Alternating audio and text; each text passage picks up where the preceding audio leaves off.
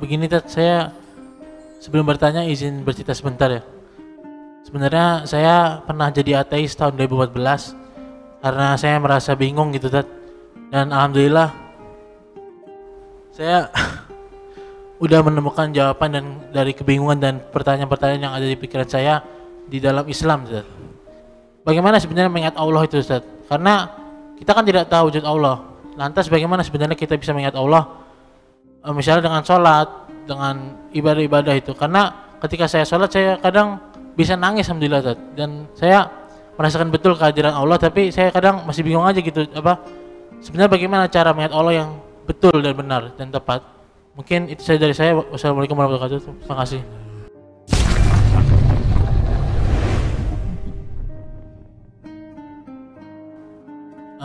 Begini Tat, saya sebelum bertanya izin bercerita sebentar ya. Sebenarnya saya pernah jadi ateis tahun 2014 karena saya merasa bingung gitu Tat.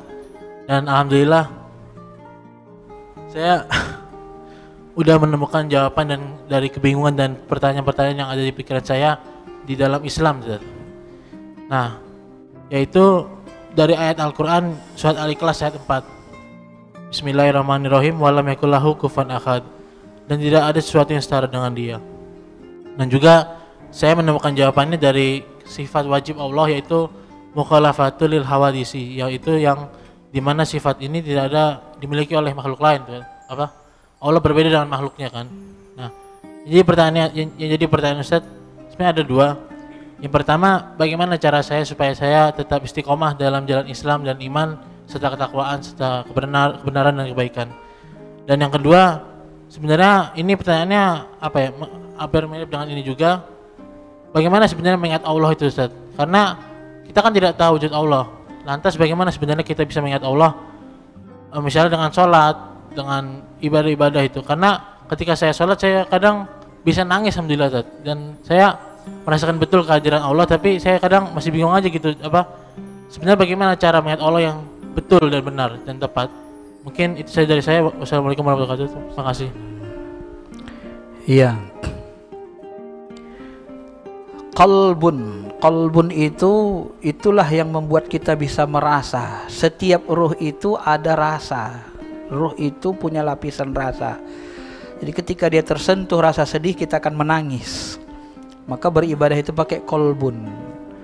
Ya, ada sedikit perbedaan Syekh Abdul Qadir Jilani dengan guru-guru lain. Ada sedikit perbedaan cabang namanya ya.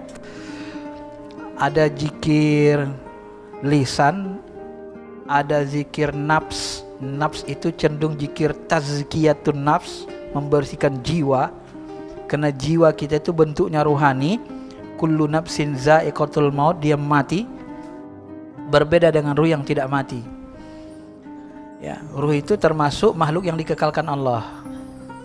Nah, saya kasih bocoran nih, mohon maaf nih sama gurunya. Kalau gurunya tidak mengizinkan, karena saya nggak dapat izin, nggak tahu saya. Saya belajar juga dengan salah satu mursyid Buya Ar-Razi. Beliau mengatakan nama zat Allah itu adalah Ar-Ruh, pakai kata alif lam. Al-Ghazali ketika ditanya nama asli Allah siapa, dia mengatakan nama aslinya bukan Allah, tetapi dia tidak menyebut. Syekh Abdul Qadir Jilani menyebut nama Allah Ismul A'zam itu adalah Allah itu sendiri. Ya. Kalau Abati, salah satu mursyid Buya Ar-Razi, saya juga suka belajar dengan beliau. Kalau lagi di Jakarta, beliau mengatakan nama zat itu adalah Ar-Ruh, pakai alif lam. Kita punya ruh, bahagian dari sifatnya Ar-Ruh. Ya, maka dia memilih bahasa wa nafakhtu. Aku tiupkan itu bahasa yang paling mendekati, meniupkan. Bagaimana cara meniupkannya?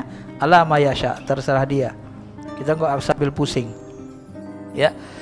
Maka yang paling kenal dengan Allah itu adalah ruh kita. Maka di dalam ilmu tasawuf yang dikenali ruh, karena dia paling dekat dengan Allah. Nah, bagaimana supaya kita bisa istiqomah? Ya bersihkanlah ini, bersihkan jiwa kita, bersihkan rohani kita. Maka pertanyaan kubur di awal nanti apa coba? Marabbuka, siapa Tuhanmu? Itu kan berkaitan dengan ma'rifatullah. Apakah kita sepanjang hidup kita kenal dengan Allah sehingga kita mengabdikan diri kepada Allah? Atau kita ternyata bukan abdi Allah, abdi hawa nafsu, abdi jabatan, abdi uang, dan seterusnya. Nauzubillah.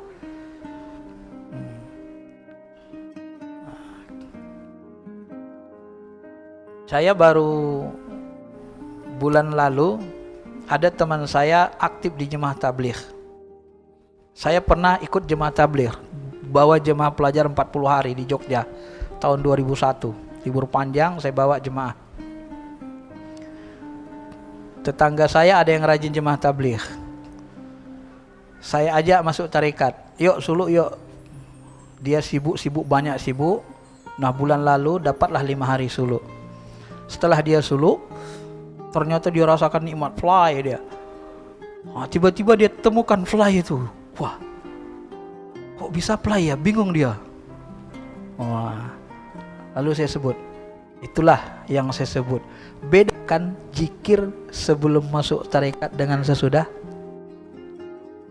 Kenapa? Kalau kita masuk tarekat ada yang membimbing ruh kita, rasa kita.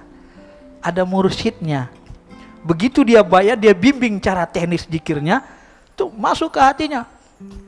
Jadi bahasa teman saya yang sudah khalifah, yang sudah kasyaf, bahasa mereka apa?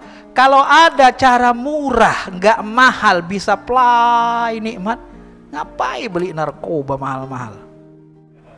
Goblok nggak? Goblok. Kalau play di narkoba, menurut mereka, saya nggak bisa jelasin. Yang jelasin orang mantan narkoba jadi khalifah gitu ya. Kata mereka, kalau dulu di narkoba play itu kita play, nggak ada tempat bergantung kayak orang gila. Jadi kayak bersetan gitulah.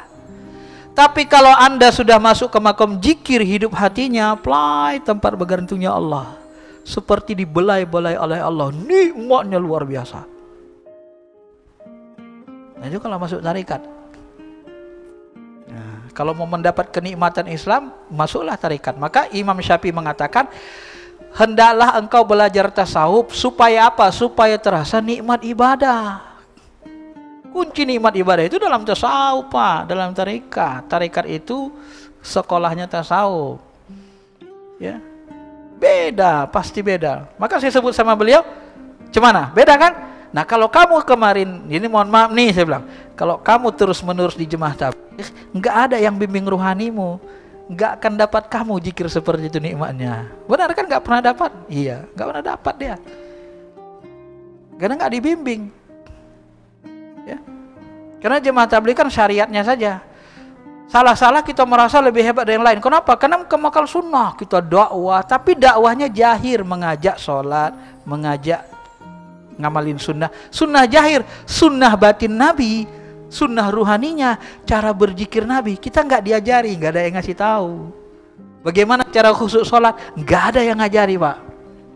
Yang bisa ngajari kita hanya ahli-ahli ma'rifat. Ya. Mereka yang bisa menuntun kita. Maka ala basiratin ana wa manittabadi. Kajian saya dulu, apa saya sebut? Yang bisa membimbing kita adu ilallah, mengajak kita ke Allah itu adalah ala basiratin, orang-orang yang basirohnya sudah hidup, mata hatinya sudah hidup, baru bisa menuntun kita. Kalau nggak bisa menuntun, ya dia aja nggak kenal sama Allah, gimana dia menuntun kita? Dia aja maaf, kadang-kadang dia aja terhijab akalnya, kadang-kadang seperti Sun Gokong, Allah di langit, seperti Raja Langit tuh buatnya. Tahu Bapak film Raja Langit tuh, kayak film Sun Gokong, film-film Cina itu enak kali nontonnya kan? Ada Kaisar Langit gitu kan?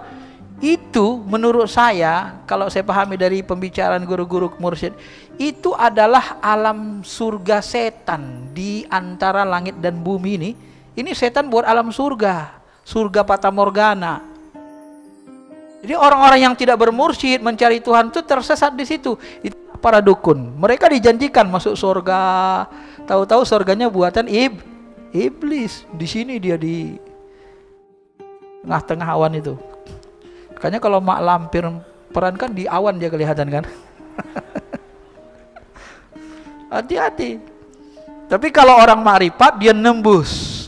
Dia tidak surganya surga iblis. Karena dia terbimbing bersanad sampai ke Rasulullah. Dia nembus.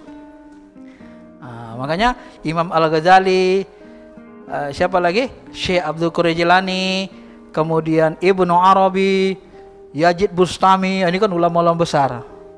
Ya, Ma'ruf Al-Kharqi, kalau di kalangan sahabat ada Abu Bakar, Tarikat Naqsabandiyah, Salman Al-Farisi, ada Uwais Al-Qarni, Tarikat Uwais namanya kan. Tapi ini nggak begitu berkembang dia ya, karena muridnya mungkin nggak disebarkan, tersembunyi. Yang paling banyak Tarikat Alawiyun. Tarikat Alawiyun banyak dari jalur Ali, termasuk Qadiriyah, langsung ke Imam Ali. Nah, jadi kalau mau bisa istiqomah, ya rajin-rajinkah mendekatkan diri, termasuk ngaji gini. Jangan jauh-jauh dari orang soleh. Ya, kita dapat berkah aura kesolehan itu kita terima. Di masjid ini, saya ada ngisi di masjid besar salah satu. Saya bilang masjid ini termasuk masjid pilihan. Kalau nggak percaya, bagi orang yang belajar tarekat, suruhlah dia sholat di sini. Pasti auranya beda. Karena di sini mestinya, mohon maaf, sini masjidnya, walaupun saya nggak sering sini, mungkin nggak tahulah secara syariat. Tapi saya bisa merasakan di sini sering orang ibadah. Karena auranya sejuk. Kalau kita sholat tuh terbantu rohani kita, khusyuk gitu dengan Allah dibuatnya. Nggak perlu berlama-lama kita. Begitu kita masuk kemari, sholat, Allah Akbar. Beda auranya, Pak. Saya setuju murid saya, dia datang kemari, dia coba, iya Ustaz, dia beda ya katanya. Beda sama masjidnya sendiri. Saya beberapa kali bilang sama pengurus begitu. Saya yakin di sini jemaah ini sering ada yang zikir, sering iktikaf gitu. Ya. Jadi beda memang. Itu kita ketahui, bukan bohong-bohongan, itu kita ketahui kalau kita belajar ilmu rasa, sensitif rasa kita, Pak. Karena mendekati Allah itu dengan ruh, dengan rasa. Semakin dalam, semakin halus rasa kita, semakin terasa Allah itu, semakin nyata. Puncak rasa baru nanti memandang puat dengan mata hati. Itulah memandang dengan cahaya Allah. Nah, cahaya Allah itu, itulah yang memandangkan kita, terpandanglah nanti sama kita alam malakut. Kalau izin Allah, terpandang sama kita ruh para nabi, para wali, tergantung. Sampai kepada kita nanti bisa berdialog dengan Nabi Khidir. Kalau izin Allah, semuanya dengan izin Allah Subhanahu wa taala. Yang jelas, kalau sebuka kasab kita, mata hati kita memandang dengan nur, cahaya ilahi. Nah, kalau dia cahaya naik ke mata, maka memandang dengan mata, dengan cahaya Allah. Nyatu antara cahaya hati dengan mata. Ini kalau orang makrifatnya lebih sempurna. Maka Habib Umar tuh, kalau ada ruhani yang tiba-tiba muncul, dia pandang tuh. Emang dia sudah kasab kan? Terbuka. Nggak bohong itu, Pak. Cuma ilmu begini ini sedikit ulama yang punya. Sedikit dari antara 1000 manusia belum tentu ada 1 orang. Tapi kalau dikumpul-kumpul jadi banyak juga. Zaman dulu sedikit, lama-lama banyak juga kan.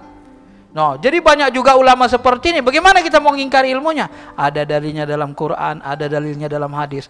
Bagi orang belajar Quran, belajar hadis, belajar ilmu tasawuf, belajar syariat, usul fikih, dia mendalami tasawuf juga, dia pasti menerima ilmu ini.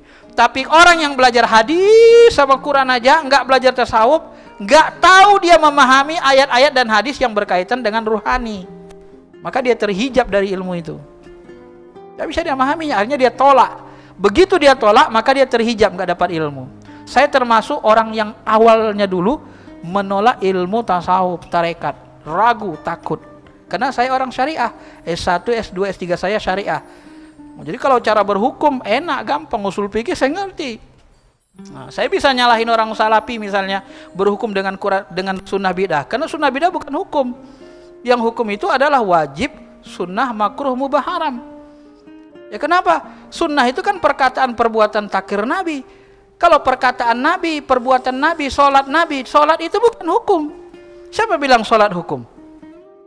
Yang hukum itu ada sholat wajib. Wajib itu yang hukum, menghukumi sholat gitu loh. Sunnat atau mustahab, itu yang hukum. Karena dia menghukumi sholat, menghukumi perbuatan, menghukumi sunnah. Jadi ketika orang beralih menghukumi sesuatu amalan dengan sunnah bidah, dia salah secara ilmu syariah.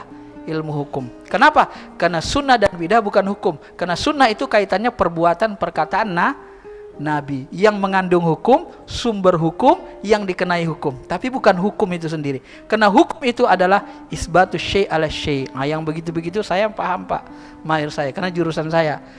Kalau tasawuf saya dalami di luar, banyak dengan mursyid-mursyid yang menurut saya mereka menjaga syariat dan ilmunya tinggi, ahlinya. Jadi gitu ya, agak panjang sedikit. Ya harus istiqomah, rajin-rajin bergaul dengan orang soleh. Insya Allah terjaga iman kita. Istiqomah.